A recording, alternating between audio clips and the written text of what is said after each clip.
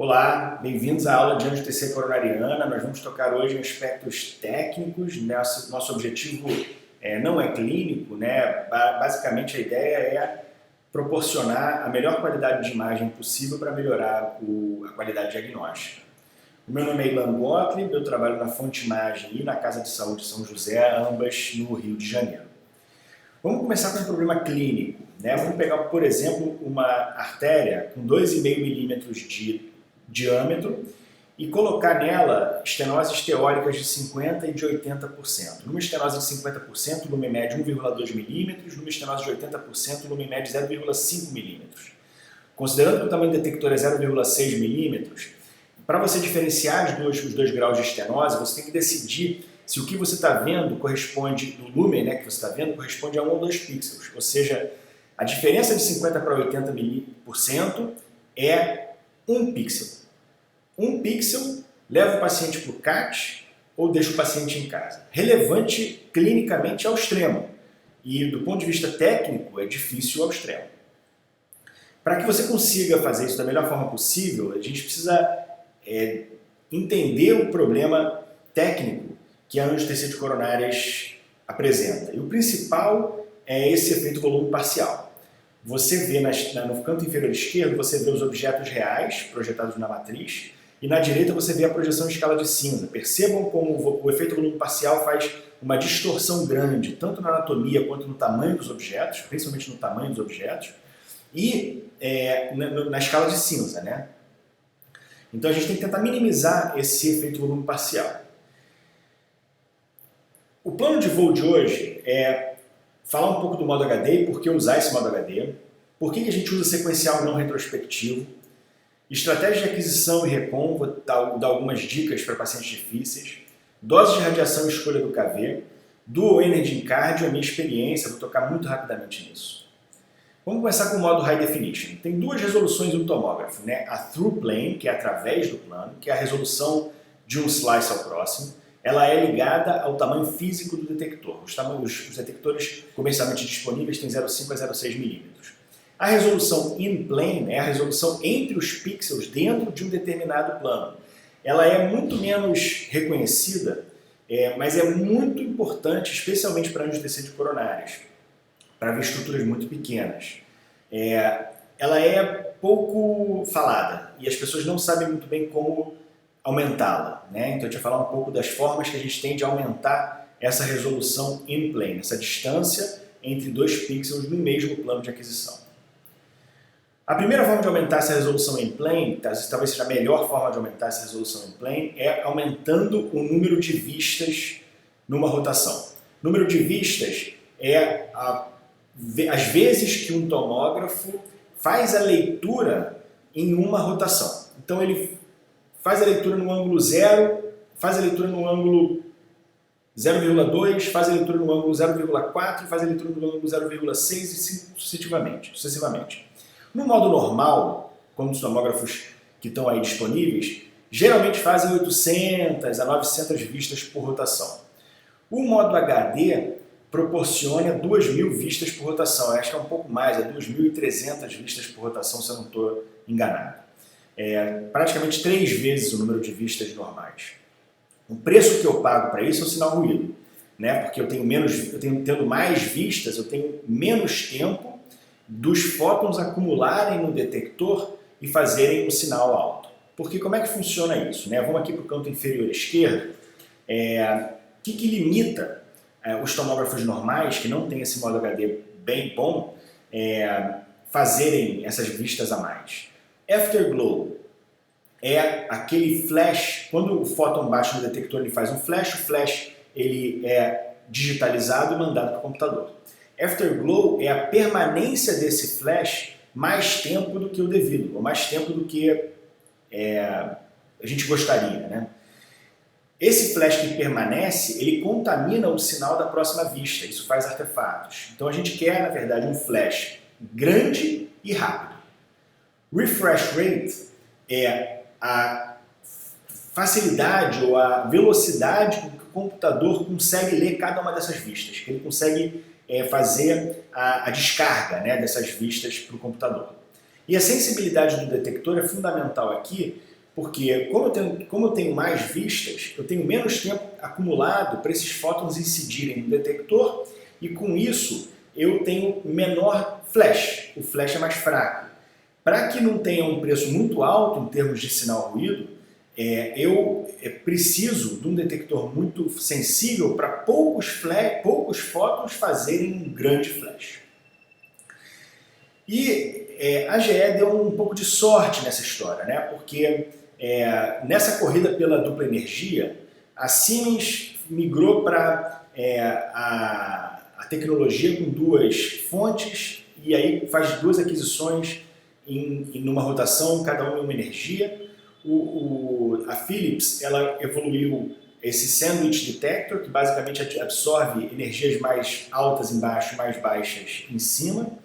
E a GE desenvolveu essa tecnologia de Rapid KV Switching, que alterna, como vocês conseguem ver aqui no canto inferior direito, ela alterna 80 para 140 kV muito rapidamente, aproximadamente 800 vezes em cada uma, né? faz 800 vistas de cada energia de 80 e de 140 em uma rotação. Para que ela consiga fazer essas 800 vistas em cada uma das energias, ela precisou desenvolver esse detector que ele é rápido, sensível, com pequeno afterglow e com isso permitindo como um ganho adicional esse modo HD tão bom. Aqui mostrando um paciente que foi adquirido duas vezes, em 2 dias distintos, uma vez com o modo HD e a outra vez o técnico sem querer usou o protocolo sem modo HD. Percebam a diferença de qualidade de imagem, de capacidade de identificação de detalhes de uma imagem para outra. Né? Mesmo tomógrafo, mesmo paciente, mas com o modo HD ligado e sem o modo HD ligado. Aqui é uma imagem interessante porque foi feito em dois tomógrafos diferentes, o mesmo paciente, em 6 meses de diferença. Uma aquisição foi feita em 128 canais, com 4 centímetros de cobertura, outra aquisição foi feita com 16 centímetros de cobertura. Os filtros são standard em ambos, mas o da esquerda tem standard com modo HD. Percebam que cobertura não é tudo, né? Eu prefiro a imagem da esquerda do que a imagem da direita. É importante identificar a importância da resolução espacial in plane como determinante da capacidade diagnóstica para angiotensina de coronárias. Aqui fica isso muito claro. Mudando um pouco de assunto, a gente vai falar agora de aquisição axial versus a helicoidal. Quando eu faço aquisição axial, o detector está estacionário com a fonte e principalmente o objeto está estacionário com a fonte, né? A mesa não está andando. Então eu tenho um perfil do slice quadrado. O modo helicoidal, como a mesa está andando, eu tenho um perfil do slice sinusoide, sem os ombros, né? E esse perfil do slice é a resolução in plane. Então, a aquisição helicoidal, ela sacrifica um pouco a resolução in plane. E eu me acostumei e prefiro hoje usar a aquisição axial em praticamente todos os meus exames. E tem formas de você fazer isso com grande sucesso. Eu não lembro a última vez que eu realmente usei a aquisição helicoidal. Outra coisa extremamente relevante é a atenção ao tamanho do FOV. Aquelas pessoas que fazem FOVs enormes para conforto, para você não ter que mexer muito, se a gente for fazer uma conta aqui bastante simples, né? A gente tem o tamanho do detector, que é o limite físico do pixel, que é 0,6 milímetros. Tem a matriz de 512, a matriz também é fixa, porque aumentar a matriz para 1024 não é prático, né? Os tomógrafos até permitem, mas não é prático, porque o Pax começa a ficar sobrecarregado muito rápido. O tamanho máximo teórico do FOV de reconstrução seria 0,6 por 512, é uma conta que dá 30 centímetros. Como tem outros fatores em jogo aqui também, não é tão simples assim, eu recomendo que você faça menor do que 30 centímetros, até 25 centímetros eu acho razoável. Eu não vejo sentido fazer aqueles FOVs muito pequenos em cima de estentes, por exemplo. Eu acho que não adianta você fazer um FOV de 3 centímetros, porque você não vai ver a célula, né? Porque tem um limite físico para isso. Mas, girando o o FOV em torno de 25 centímetros me parece bem razoável. Atenção para que isso não passe disso.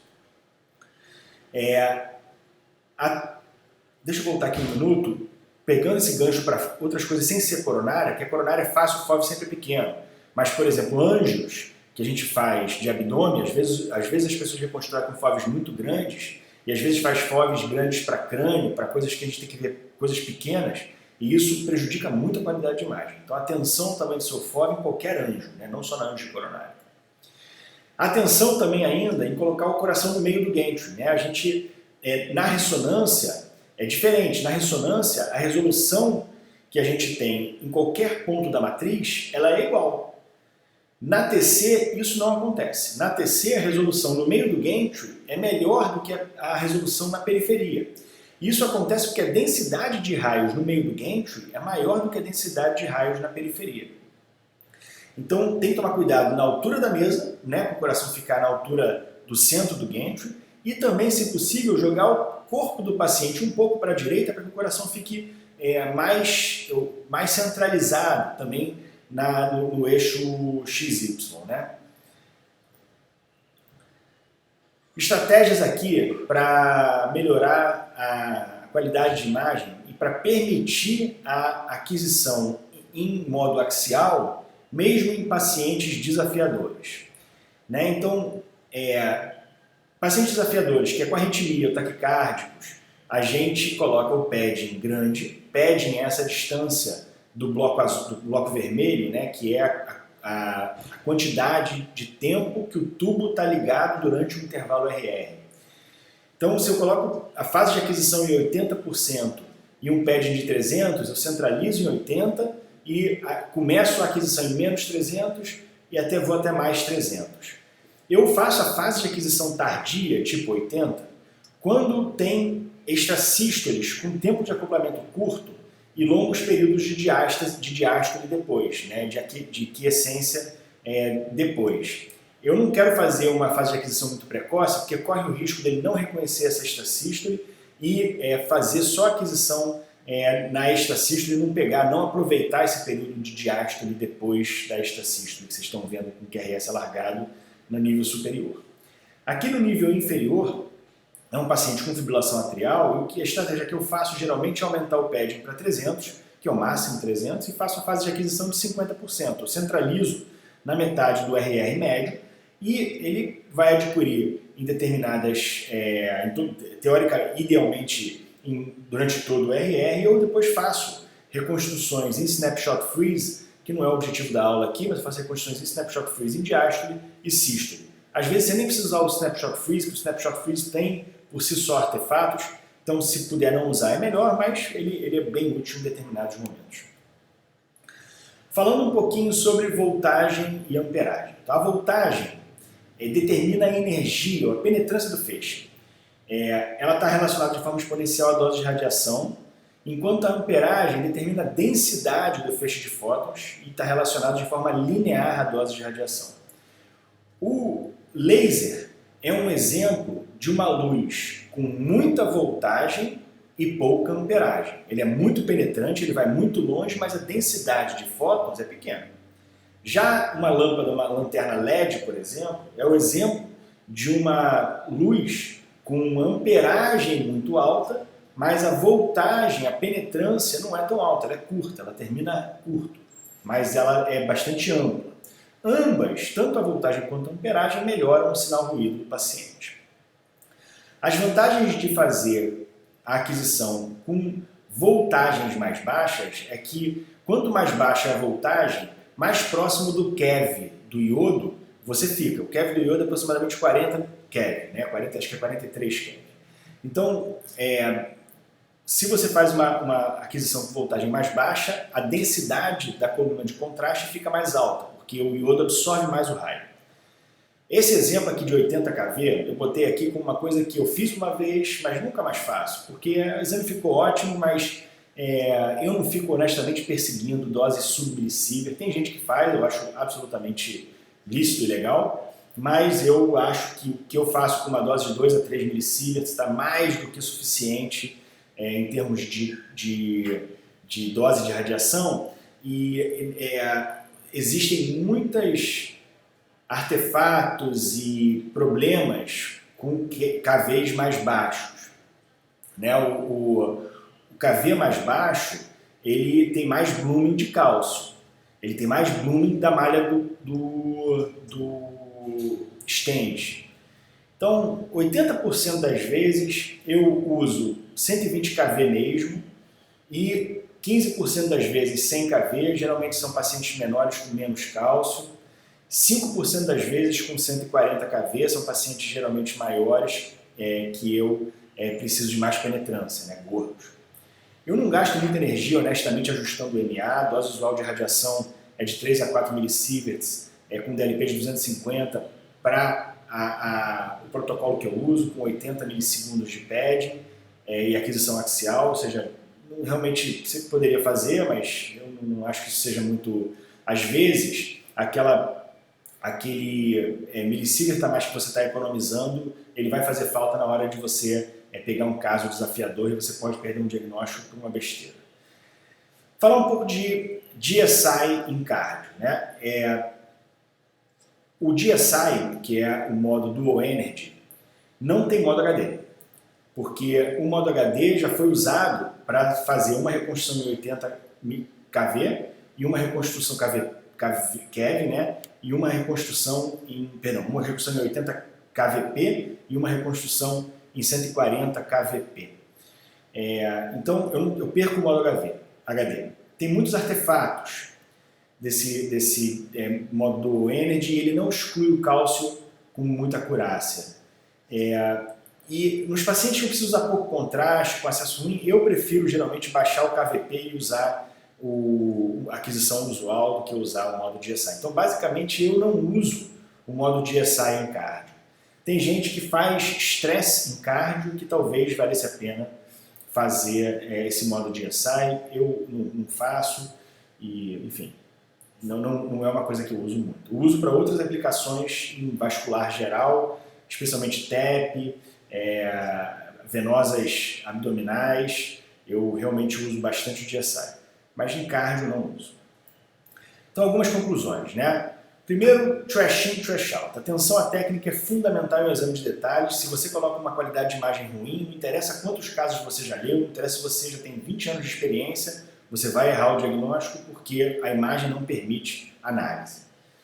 Uso rotineiramente o modo HD, faz parte do meu protocolo, eu uso na enorme maioria dos casos, com algumas exceções, pacientes muito gordos e com pouco cálcio, eu prefiro desligar o modo HD para ganhar mais sinal ruído.